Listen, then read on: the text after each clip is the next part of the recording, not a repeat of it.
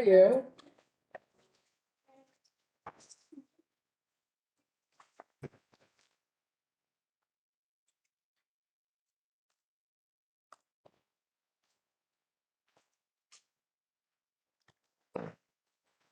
Did you share already or no? I'm gonna put this.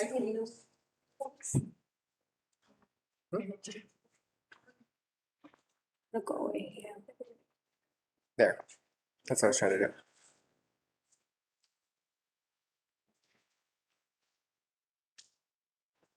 Oh. How do you know? I mean, I wanted to enjoy this. yeah, at least that you could. Yeah. I don't know. So, If you're looking for Greek credits, then no. For Greek credit, then no. But attendance, yes. It's Greek credits, it's 1 hour.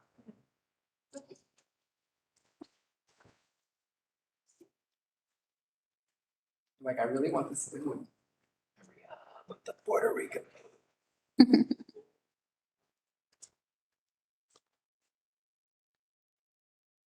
curious to see how they makes sense. The first foray of making other food other than other ethnic food, let's put it that way. See.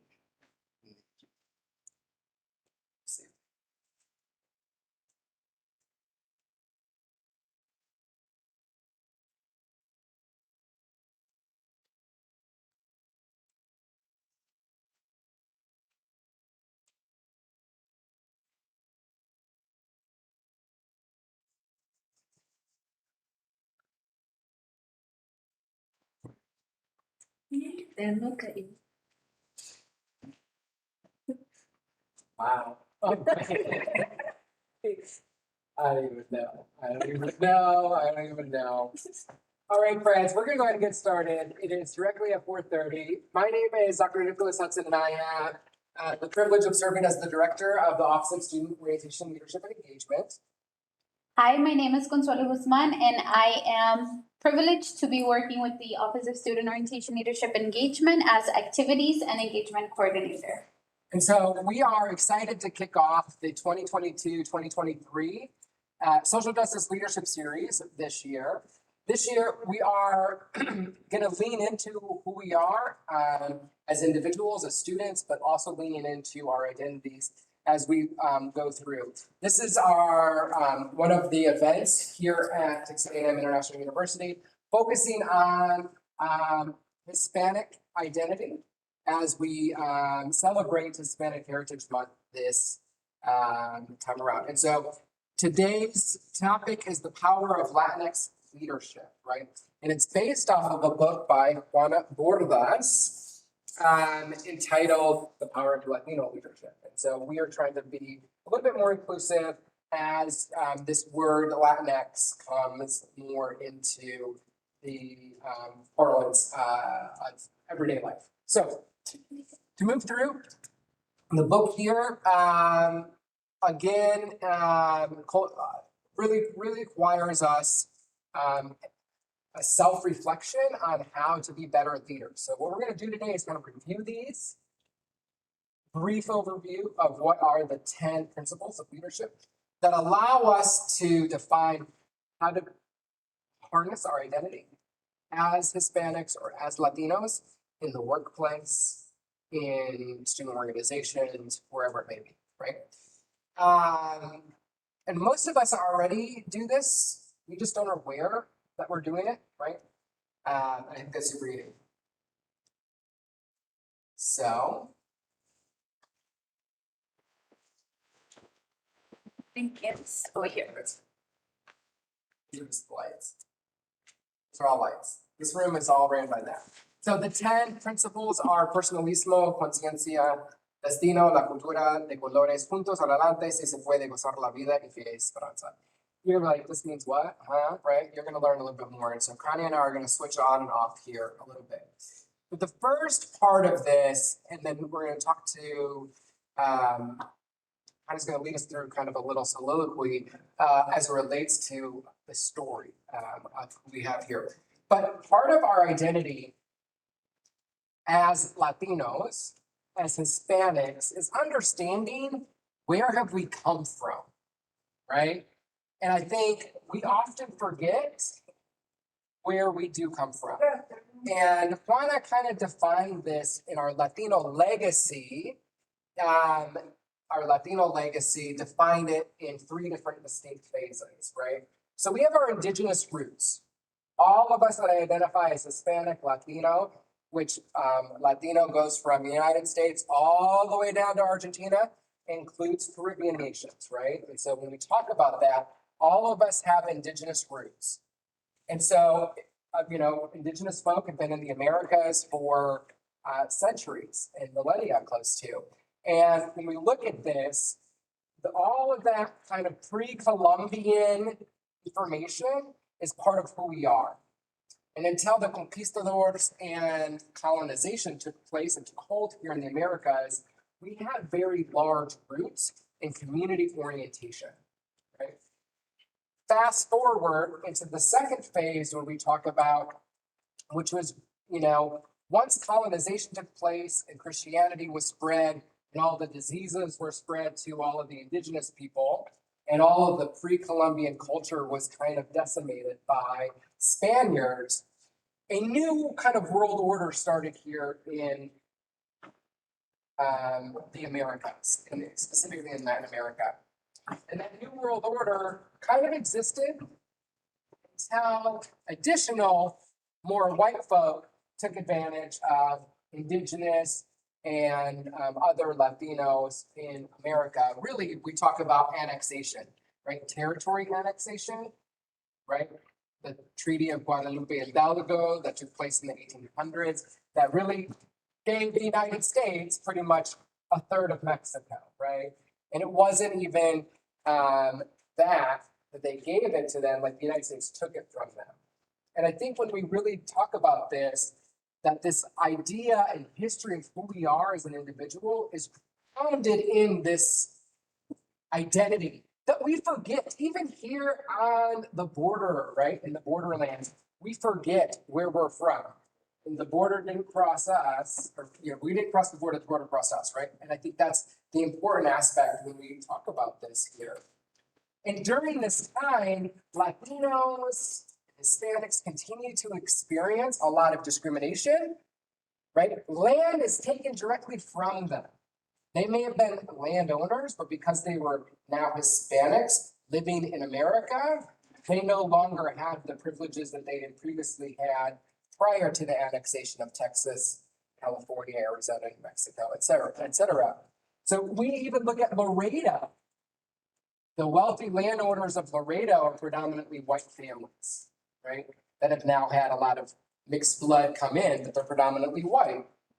And then finally, the third phase, which where we're at right now, is Latino that took place probably in the 1960s, where a lot of advancements of the Latino community took place. We're talking about civil rights with Cesar Chavez and Dolores Huerta and the workers movement and the farm workers movement, right?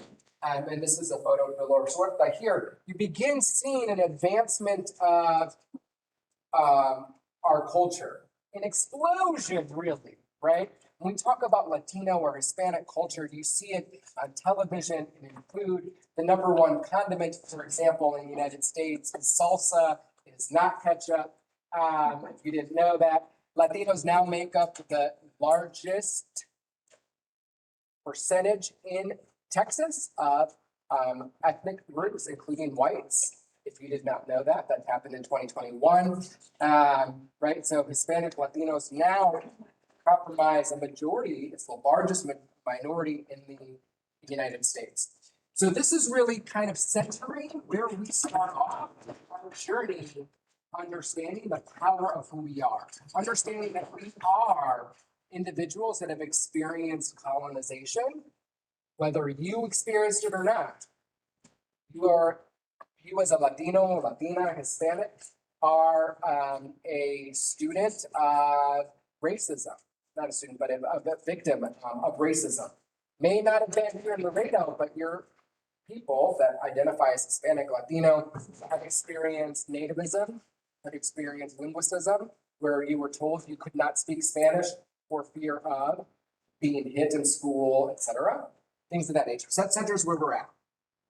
So then it can help you tap into your story or historia y identidad so you can accomplish academic, professional, personal growth and upward mobility. So Connie's going to lead us here in a conversation.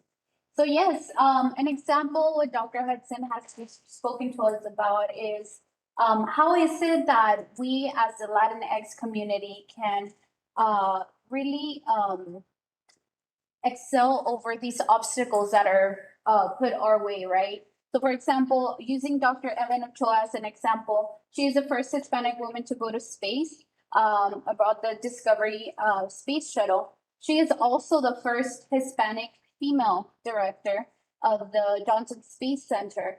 She is the second female only to have been named director of this facility. She's a first generation college student. How many of us here are first gen college students? A lot of us, right? And so that is something that we are here in TAMU. We have a huge population of first generation students. And we are here to really, like excel above the obstacles that this brings our way, right, as first generation. She achieved her bachelor's degree in physics, earned a master's degree and a doctorate degree in electrical engineering. So, right, again, going back to that notion of how is it that our parents maybe weren't able to get a college degree, but us as Latinos were able to really excel and go beyond that, gain our bachelor's degree, gain our master's degree, and get a doctorate degree following that. And so this is what we're going to tap into with the 10 principles of Latinx leadership here. So the first one that we have here is personalismo, right? So something that characterizes the Latino is our authentic and just fostering consistency and dependability, right? So a lot of times people come to Laredo and they're like, oh my gosh, they're so welcoming. I just love it here. Why is that, right? It's because of our principle of personalismo. We make these connections. We put the person first, right? We are making these connections with them based on who they are, not their social status, not any titles that they might have, but who they really are and what they believe in. So again, a leader has genuine feelings for people. You are fostering respect and courtesy. And very important too, Latino is an hombre de palabra, right? So a man of his word, we keep our word. We are honoring what we say we're going to do.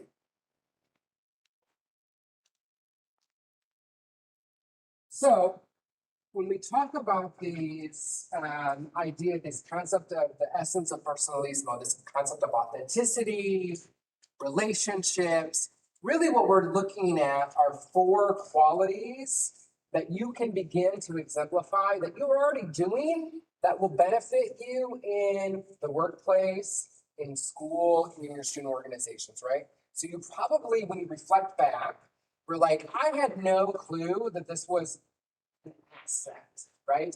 I think when we think about, I was just on a conversation with people all across the country around how to extend equity for minoritized populations, which includes Hispanic, Latino, Indigenous, and students from low-income background. We were talking about these people. I was talking to someone in California, another person in Washington, and someone else in Georgia. And we were talking about, sometimes students from backgrounds, minoritized backgrounds, right? Whether they're students of color or they're low income, are not taught that they have assets, meaning that there's strength in their identity.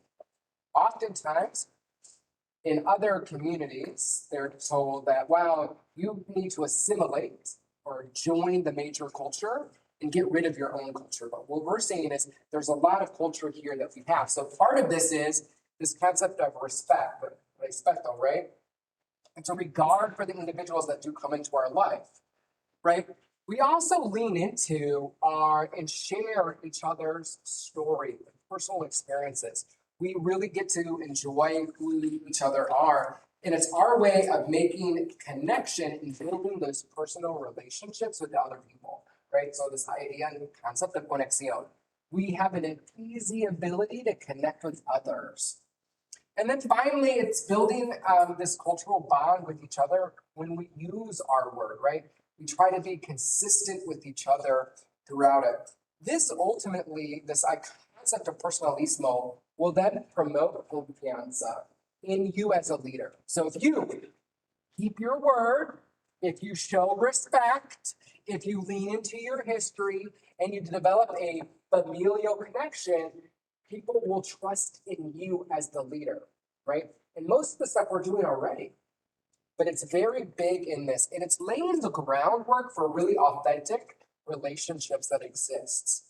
Because we as a Latino community, we have this kind of bienvenido, welcoming attitude that exists no matter what, right? This concept of mi casa es su casa, inviting everyone in, right? It allows for you to build rapport, talk about your families and histories, and it emphasizes individuals' dignity. And I think that's something that's really key and big in our community is that we emphasize dignity. For those of you who don't speak Spanish as fluently as others, if you as a leader want to promote personalismo, throwing in a couple of Spanish words here and there, not being negative or just, throwing it out there as if you don't know what it means, but being able to use those words allows you to build that rapport with them as well.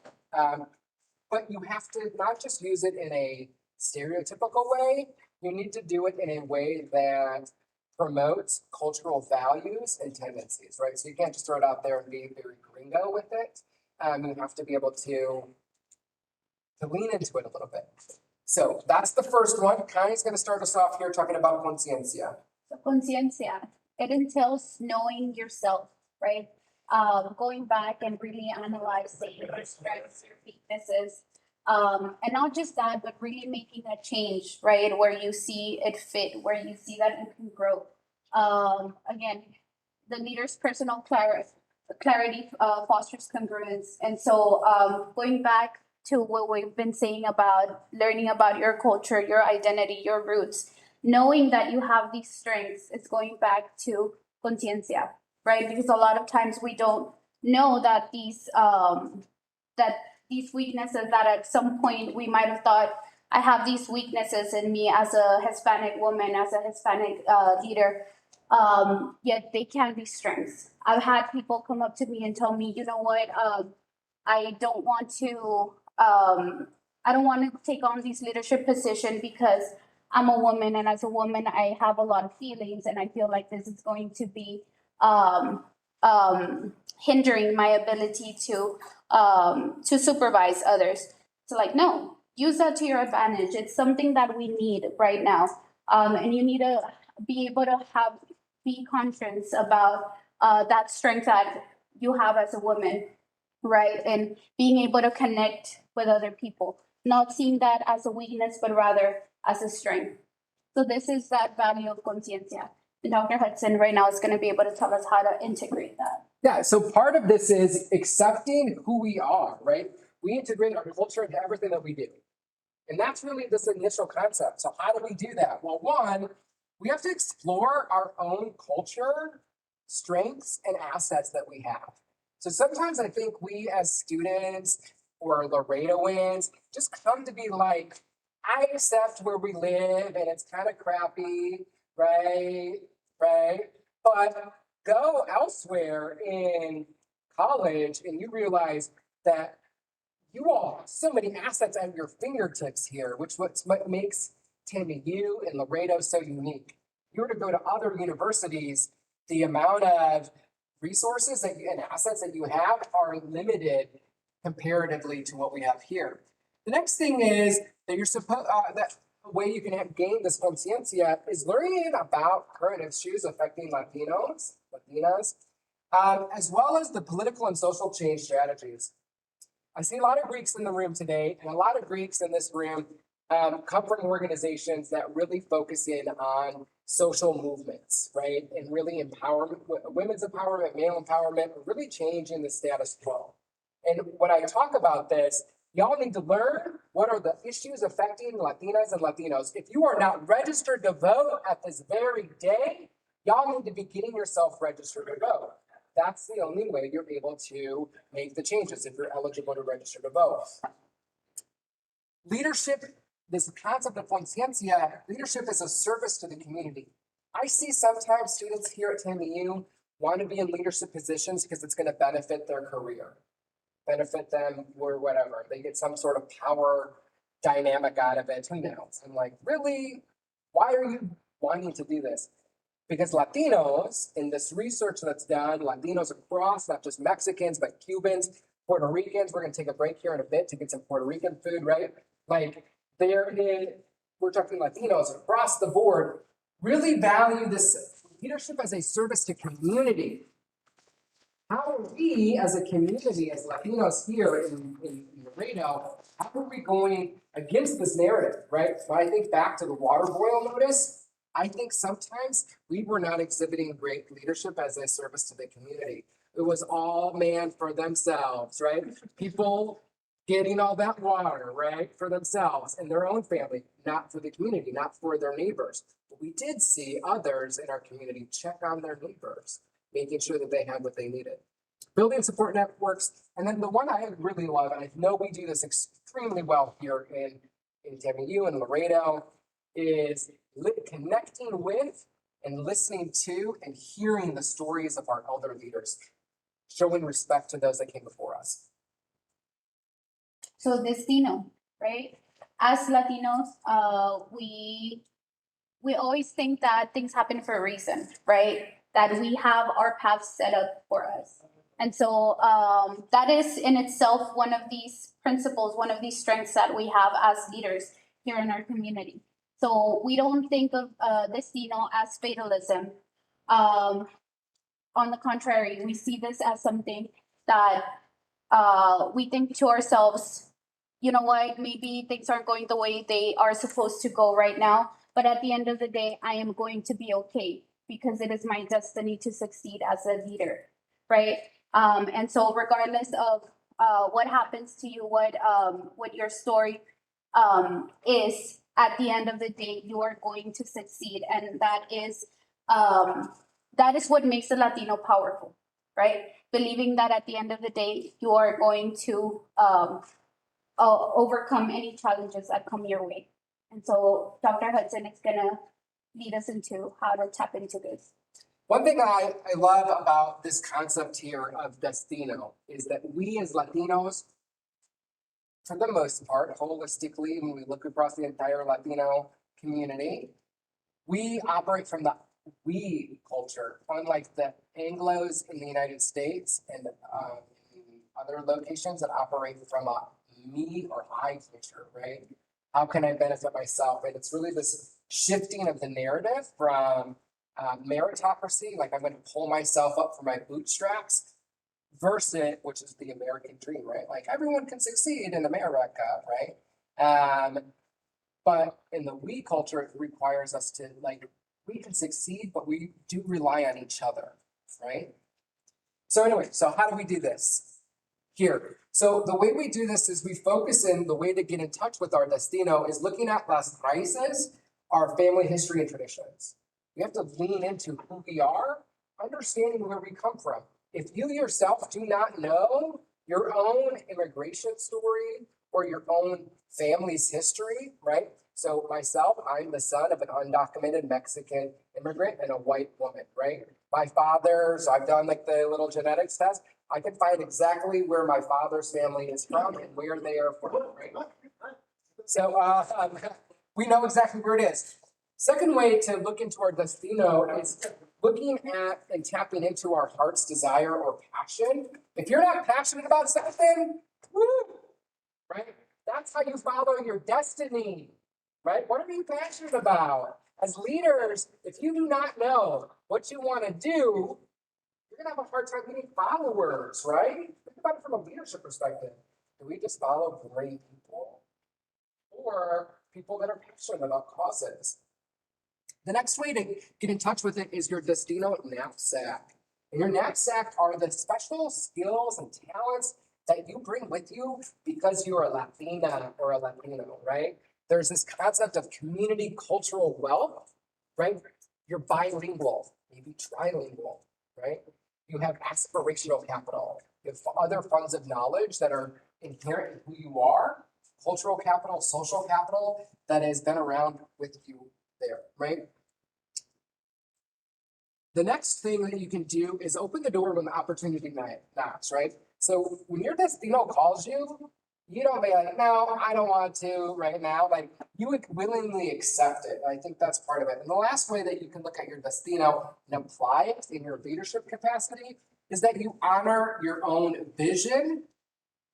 Actually, you honor your legacy and your personal vision. And that's what we call, there's this Destino magnet that kind of pulls you forward, right? It pushes you forward a little bit. And it's really these questions that I want you all to kind of think about it while we take a little break to get some food here. But these questions I want you to do is think about right now, where's your life leading you? Right? When we talk about Destino, where's your life leading you right now? What do you want your legacy to be?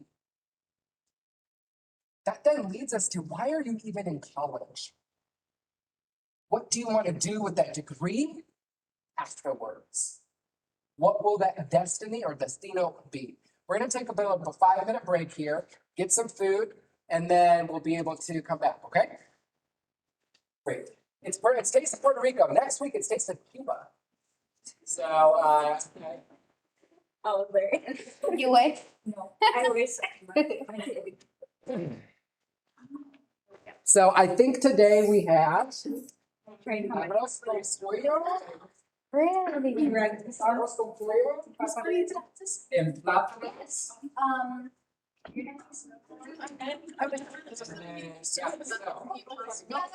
Don't worry about it. Is it usually every Wednesday? Because I can do them with Addie's, right?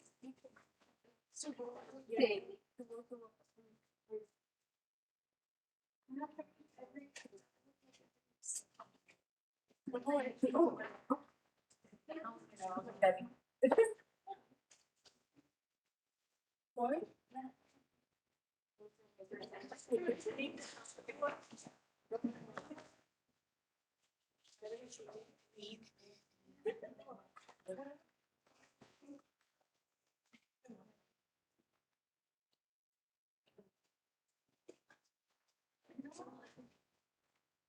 Right, and there's a little dessert as well. I'm not 100% for sure what the dessert is at the moment.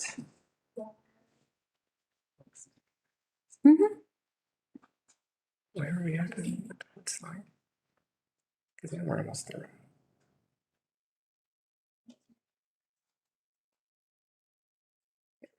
Okay, we're halfway through. Yeah. Okay. Good time to take a break. Yeah, Mark. ¿Por qué no? Ah, fine. We'll see how it goes. You're not gonna get any? No. I got water though. Bueno. Bueno, Bueno. bueno. And so we're going to be doing these at all of the social justice leadership series this year will have food at them. On top of if you RSVP'd in advance of the events, you will get a $10 voucher as well. So Airmark, any place here on campus, you can go to like $10 to Starbucks, $10 to downstairs at the diner, $10 to the pod, $10 to Chick-fil-A. It doesn't buy you a full meal. I think it's like 50 cents more and you'll get a full meal. Something. But it's, hopefully it's good. I have not had it, so I have to see. Let's see.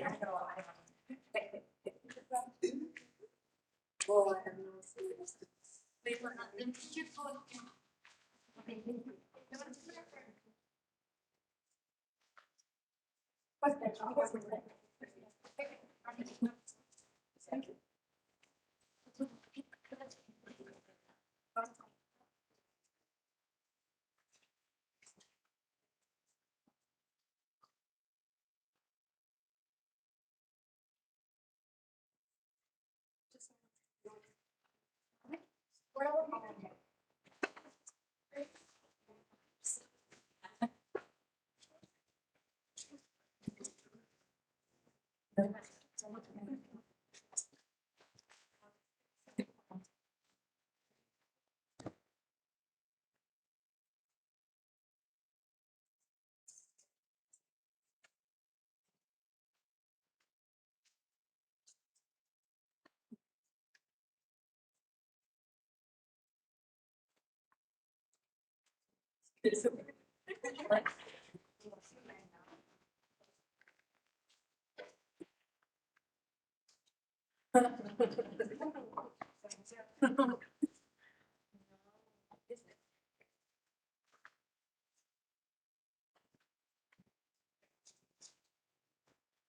somewhere I left my little clicker. I'll eventually find it. Get with my. Oh, there you go.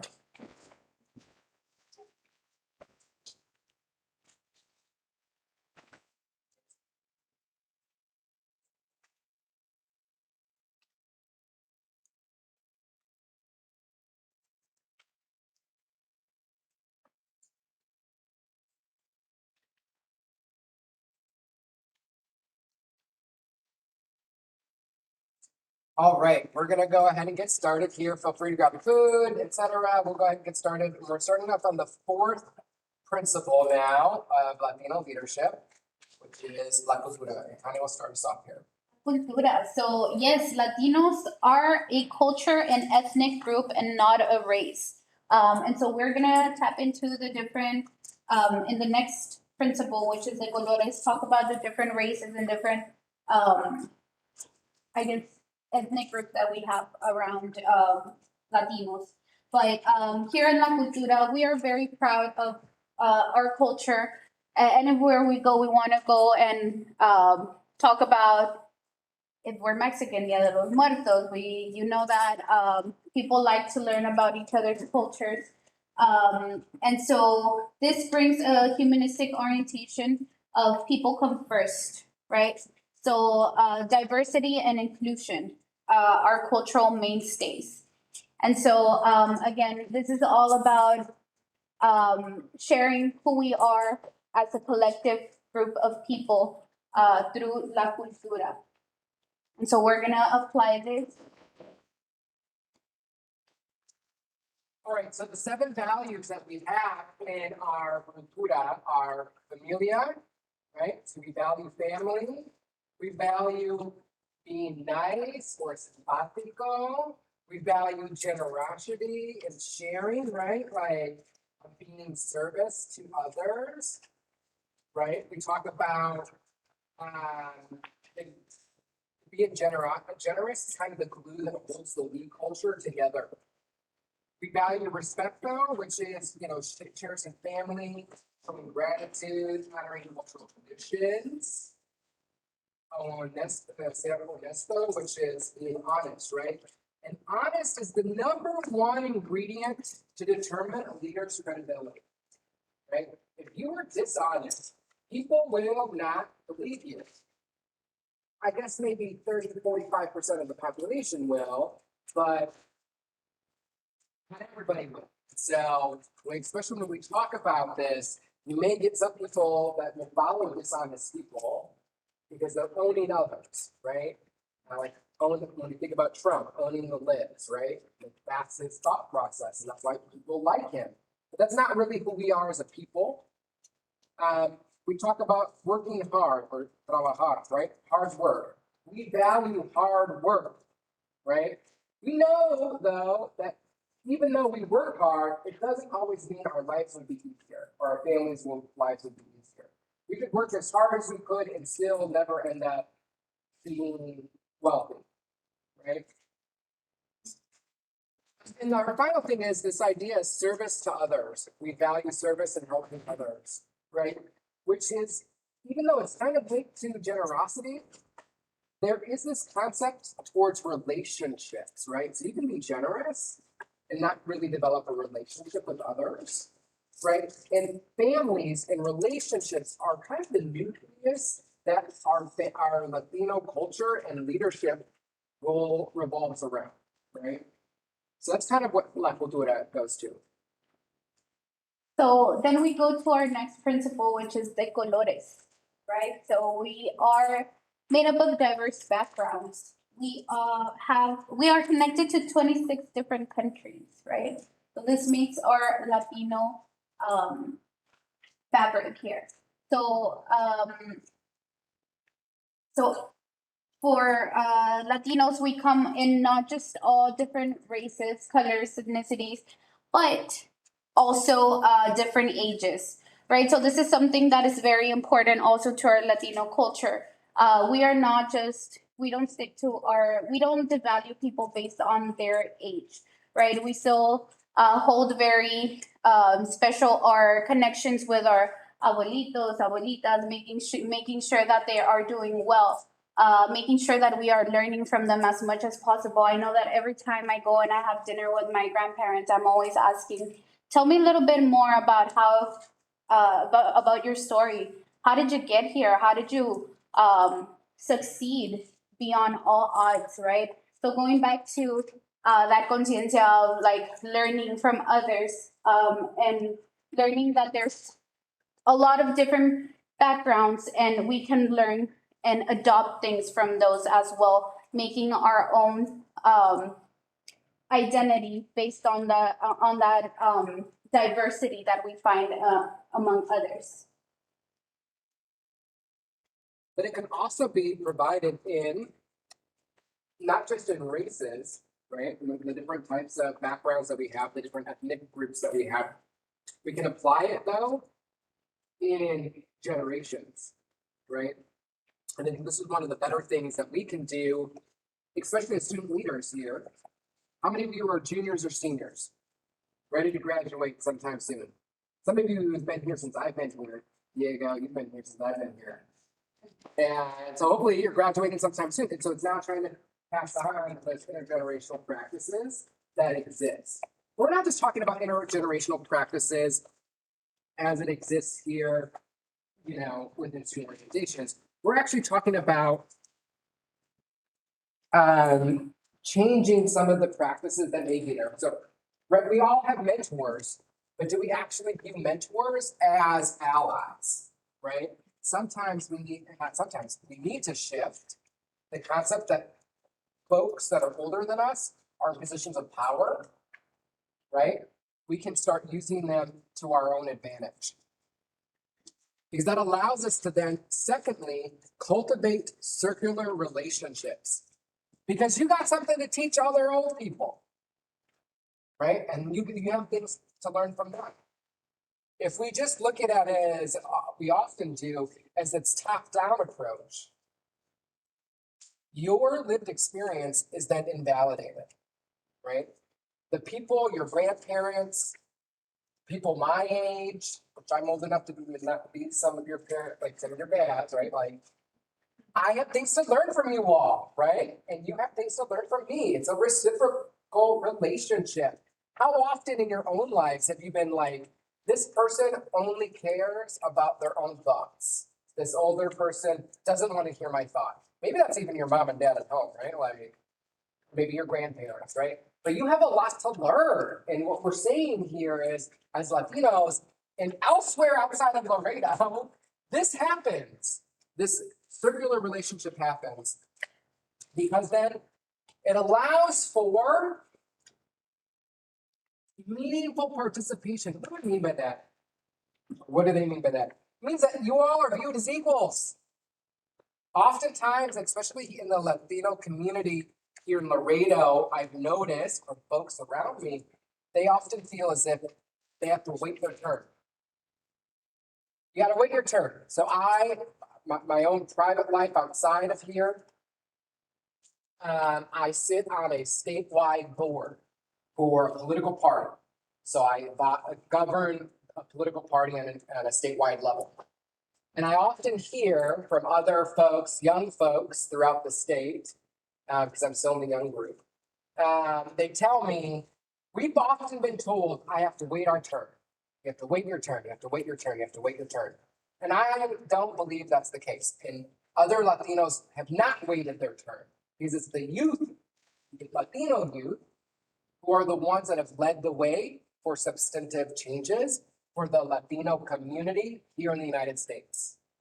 When we think about revolutionary leaders in the Latino communities, either in America or throughout America, the Americas, you see a lot of youthful leaders, right? Are the ones leading the way. So when it's wait our turn is now, right? Cesar Chavez, young farm worker. We look at Che Guevara, a young revolutionary that overthrew a government, right? We look at other young individuals in Los Angeles, in the Rio Grande Valley, and in Laredo that led the way to have more inclusive education in the 1960s, 70s, and 80s when they did what are known as blowouts or walkouts of high schools. So we lean into that. And then finally, it fosters, because of that, it fosters social action is that last part. So, God, can you close that up real quick? Fantastic. So kind of going to lead us to the next one. Okay, so juntos, right? Every time we're stuck anywhere, we are having a problem, our parents, our family says, hey, it's okay. We got this, right? We're gonna get through this together. That is one of the key things that distinguish our culture is that we are never alone. Every time we're facing a problem, our community, even if it's not just our immediate family, but our community comes together and makes something happen, right? We have our plate sales, right? Like let's say somebody in our family has something going on, we need financial support. We do this together, juntos, right? And so this is one of the key concepts that distinguishes the Latino community. So leaders build a community of leaders and community capacity, right? So the way that we put this into practice, Dr. Hudson. Yeah, so it does it through social action, right? So we talk about doing things together for the larger good. That kind of was just talking about requires a critical mass of skilled and motivated people, right? You all are what? Skilled and should be motivated people, right? Something got you here today, right? The leader is one of equals. So oftentimes we think of the leader kind of the head of the group in normal kind of things, and then there's the followers thereafter. But in Latino leadership, in this concept of collective powership working together is they're part of the group. They're not kind of above them. They're kind of equal to everybody else, right? They roll up their sleeves. They have a good personality, this personalismo, right? Respected for their character, etc. So how do we do this, right? The 4 practices of the collaborative leader of the process are, they are values driven. They have a shared vision. They're able to get people all on board, right? The second one is there's a power of our history and cultural traditions. So what do we do there? They will not, in order for you to build a collaborative process with each other, you have to ground it in your history, right? If we forget where we've been, people don't buy into it. The third thing is this concept of compartir, the power of participation and shared responsibility. It allows for us to share and distribute rewards equally. I think sometimes that's what's forgotten is this concept of like, not like we're all going to benefit equally. Not one group's going to benefit and then large amount, and then everyone else kind of benefits a little bit. The last one is paso a paso, a power of step-by-step approach. So it keeps people involved and motivated. That in and of itself requires a lot of patience. So when we talk about this juntos or collective stewardship, it takes time. Think your generation Gen Z, almost all of you in this room are Gen Z, expect things to happen instantaneously, right? It's the beauty of TikTok or Instagram or Facebook. You want a response immediately. But social change takes time. I mean, if you think about it, the city of Laredo has only had a pride celebration for 2 years. Are you telling me the city of Laredo has only had gay people in Laredo for 2 years? No, right? Change takes time. But now you begin to see many more benefits of the city itself. And so that's what we're talking about here. And it takes generations. Acknowledge that it does take generations to get where we are today. All right, we're gonna move on to the next one. So adelante, right? As people that a lot of times are, again, first generation students, first generation Americans, we already come with obstacles, right? We already have obstacles in front of us, but our family says it's okay, adelante. Like we have to keep moving forward, right? It's this notion that it doesn't matter what life throws at us, we need to keep moving forward. Bringing in hard work, tolerance, optimism, and faith, right? Knowing that we can go through these obstacles and really move forward together. And so one of the things that I really want to point out that Juana Bordas talks about, that I thought that really hit me when I was reading her literature is that she mentions that us with ties to 26 countries, we are a prototype for global leadership. And so that's something that when I read it, it really hit me because it's like, wow, it's true. We have everything in our power, all these principles that we already live by that can make us bring the world together as Latinos. And we don't realize that, right? We have people working in silos, right? Like everybody does their own thing. But us as Latinos, what really makes us human being and like having that human dignity is that we respect that human dignity, that we have the power to connect with each other. And that's something that you all need to realize, that we are the prototype for global leadership, and we need to use that to our advantage to do that greater good and really like achieve the goals that we have together for not just the Latino community, but the world as a whole, right? And so Fantastic. So what are some of those global leadership skills that we talk about? Well, number one, to be an effective global leader, you have to have cultural self-awareness, right? So it's defined as the realization that our leadership practices are shaped by the world around us, right? So the leadership skills that you exemplify here, I can tell you right now, working at 4 different locations in this country, the students in Laredo are vastly different than the Latino students that I've worked with at every other institution I've ever worked at. We're being serious, right? You are shaped by the culture that you're in. Be honest, the Latinos that I worked with at George Washington University in Washington, D.C. were Puerto Rican, Dominican, Cuban, Mexican, etc. They were very loud. Here, quiet. The Latinos that I worked with in Washington, at Washington State University, were from the Central Valley, so they're a little bit more, they were from farm worker background, a lot of migrant workers, but they identified as Chicanos, which you all don't identify as here, right? You all do not identify as Chicano, which is this idea of being children of Azatlan and the movement there. So where you come from is different. So there is this idea of cultural self-awareness, right? There's also this, this idea of culture within cultures, right?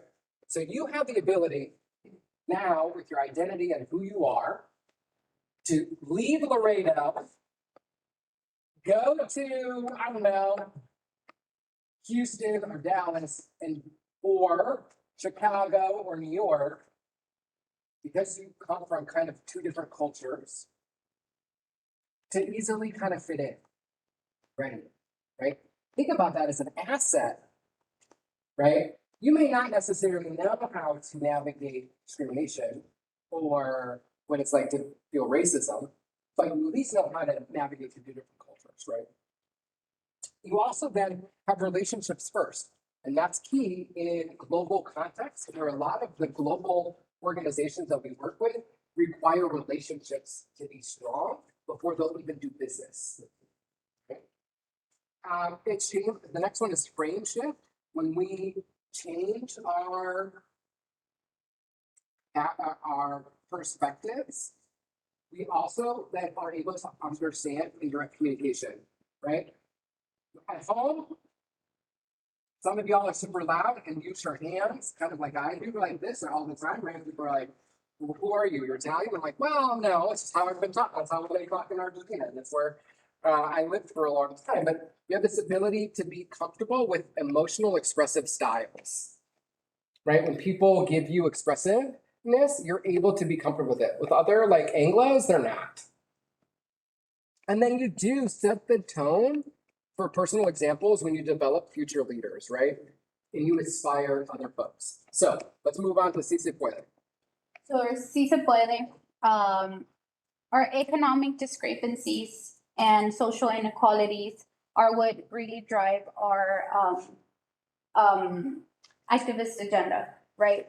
So we know that we already have these things that are obstacles, right? But we are still able to achieve and move on beyond that. So our si se puede attitude, whether it's your parents cheering you on in a track race, right? Si se puede, you can do it, come on. Whether you have an exam coming up, si se puede, mijo, you can do it. You're okay. I know that it's hard, and I know that I can't help you maybe with this concept because I didn't get to study this or attend college at all, but you can still do it. Si se puede, you're learning it. So it's this model of coalition building and advocacy forms of leadership, right? So we're here together to make a change for our community as a whole, rather than, again, what Dr. Hudson was mentioning. It's that I versus the we culture. We have that we culture. We're moving together. And again, our inclusive Latino agenda speaks. So it is about making sure that we include everybody, right? Right now that we're talking about the differences between the Latino leadership culture, leadership principles versus the Latinx, right? And I know that there's a lot of controversy between the Latinx, but we have a lot of people advocating for this term Latinx because we're moving together. We don't leave anybody behind. The essence of Si Se Puede. Great. One thing I love about this concept is that we acknowledge that there's structural inequities, right? Like, let's think about Laredo real quick. Are there structural inequities that exist in Laredo? Or no? Right? Like, I don't know about you all. I live in the north. I live on 359. I didn't get water for like a week, 2 weeks. Exactly, right? So I have water. She didn't. Structural inequities, friends, right? But Latinos, right, look towards this. Economic discrepancies and inequities that exist in their own families and communities, and they work to change it. How many of you are working to change something? Honestly. How many of, this is an internal question, right? Like, I don't even know, like, but how many of you are actually doing something to benefit your community? How many of you live up by the Mines Road? Or know people that live up by Mines Road? Right? I used to live up by La Bota. Bad decision on my end to live up there because of the traffic, but also bad decision, now I'm finding out, because the city of Laredo has allowed a huge polluter to exist up there. And they're if you're not aware of this, the Clean Air Coalition that's taking place here in Laredo, right? How many of you are not aware that there's an election in 48 days, right? If you did not know, there's an election in 48 days. Y'all should be registering to vote. Last day to register to vote is October 11th. Let me tell you, yesterday was National Voter Registration Day. Why do I say this? Because there are countless people who have come before you and fought for your rights. And I think sometimes we take this shit for granted, and I can't stand that.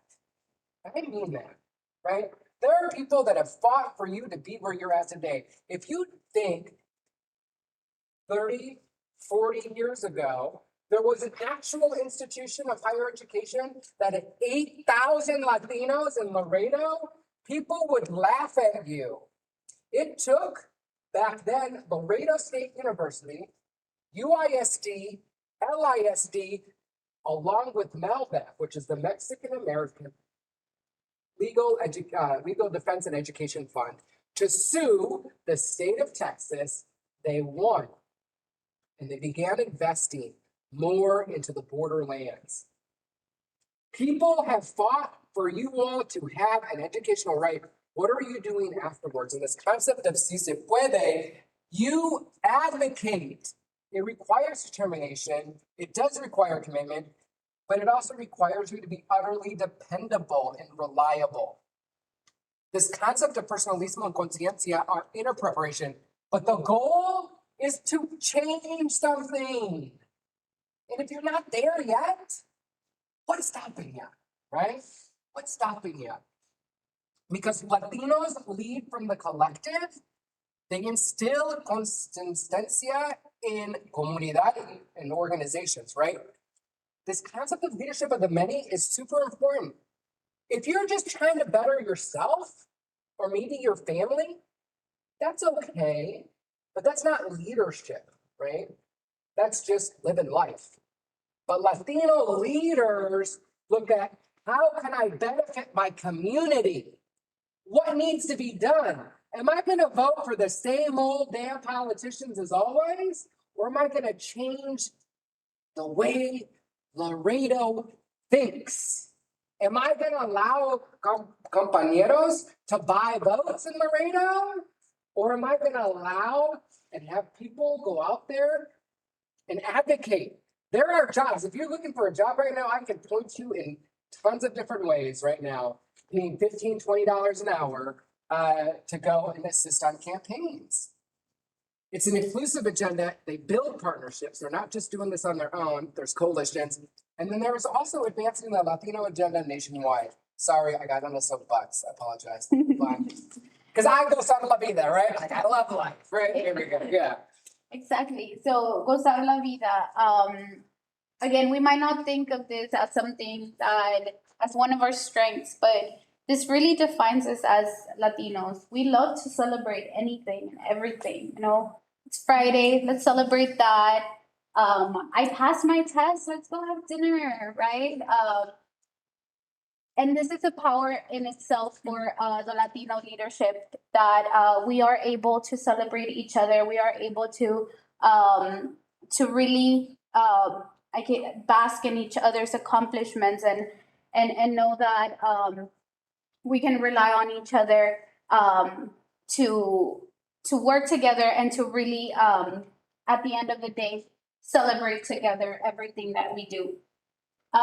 So again, we are here, we're celebratory, expressive, optimistic, and our festive culture, right? This strengthens our bonds within each other. It gives us our collective identity and reinforces people's resolve. Even with just, bringing together people around the table and sharing what each other's accomplishments are and how they can get to that point as well, is this concept of gozar la vida. Gotta make sure you have food. That's one of the key things to be a better leader in gozar la vida. Food, music, dancing, right? There's a story about, I'm not trying to decide here, but there's a story about the difference is when men were being the leaders of the meetings and when the women were being the leaders. I'm talking about like activists, because my research is on Latino activists, and I've talked about trying to research Latino activism in Arizona. And when the women were in charge, everything, they had a larger turnout because women brought more food, they had better, like, the people all around have more experiences. So I think that just speaks volumes to who we are. But how do you use Gozar por la Vida in leadership practices? So you can do it and communicate with carisma y cariño, right? Carisma, how we're doing it is using emotions, self-expression, and spontaneity, right? It's this idea of having really good, passionate speaking capacity, right? Developing that skill set that motivates a group, right? When I think about this, I think about Julian Castro or Joaquin Castro up in San Antonio, right?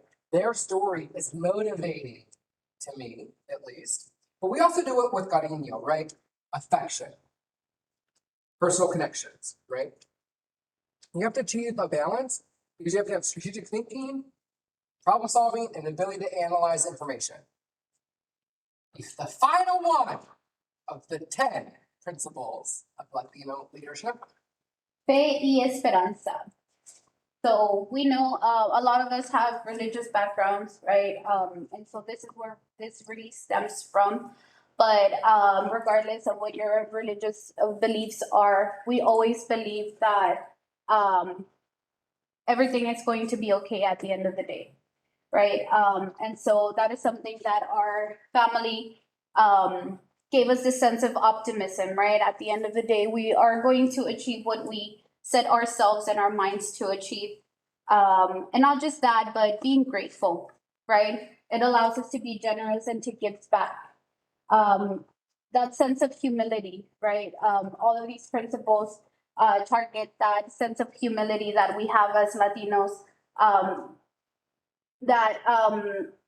Again, we are able to accomplish anything based on our belief system. And so, Dr. Hudson, Yeah. So actually, that's forgive me. so. What will be your Latino this season? Right? That's the point of these series. It's like, how are you going to harness your identity as a Latino, and what are you going to do in Laredo to make it better? What are you going to do in Buck County to make it better? What are you going to do in Texas to make it better? Right? That's it. Right? You haven't signed in. You signed in. Get some more kind of Mexican, kind of Puerto Rican too. It's pretty good. The dessert's actually pretty good. I like this. It's coconut. But anyway, thank you all for coming. There's one next week. It's called Sugos o Sugos. It's going to focus on youth and Latino votes here in the state of Texas. Thank you all for coming. Thanks, Rick. Bye, Rick. What's next? Hours.